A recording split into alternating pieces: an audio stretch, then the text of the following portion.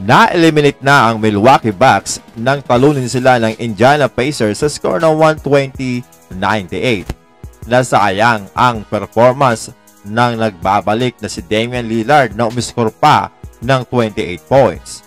Maganda ang distribution ng bola ng Pacers kung saan gumawa sila ng 33 assists at 6 sa kanilang mga player ang naka-double digit.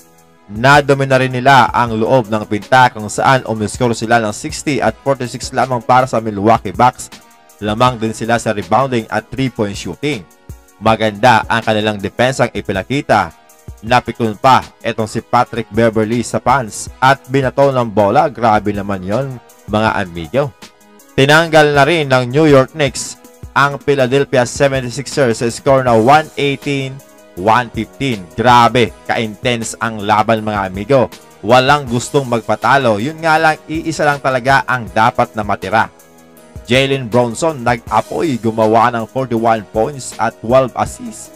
Samantalang si Joel Embiid naman ay nanguna sa Sixers with 39 points at 13 rebounds.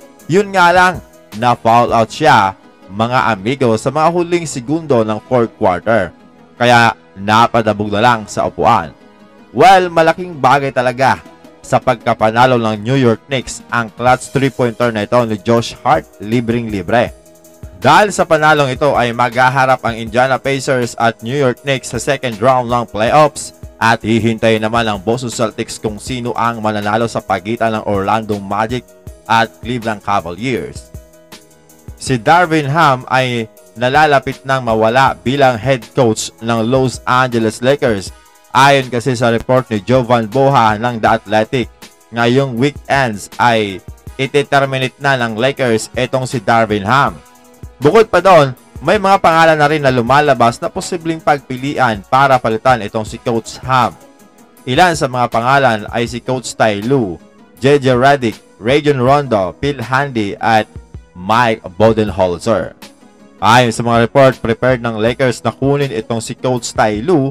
Sa oras na ito ay sisantihin ng Clippers kung sakasakali na ma-eliminate na nga ang Clippers. Si Ty Lue ay naging coach ni LeBron James sa Cleveland Cavaliers dati at nanalo ng kampeonato. Si JJ Redick naman mga amigo ay meron din mataas na basketball IQ at nakikita natin ito sa kanilang podcast ni LeBron na Mind the Game. May magandang relasyon din sila ni LeBron kaya pwedeng may chance siyang maging head coach ng Los Angeles Lakers.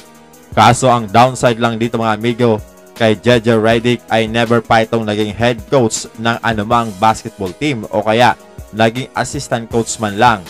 Kaya kung experience sa pag-uusapan ay talagang kulang itong si Redick. Si Rajon Rondo ay alam naman natin na may mataas na basketball IQ at talagang okay kay LeBron. Lalo na nagkasama na itong dalawa sa Los Angeles Lakers at nanalo pa ng kampeonato. Pareho sila ni JJ Redick na never pa naging head coach or assistant coach ng kahit anumang team, mga amigo. Bilang Laker fans, sinong coach candidates ang gusto nyong kunin ng Los Angeles Lakers kung sakasakali?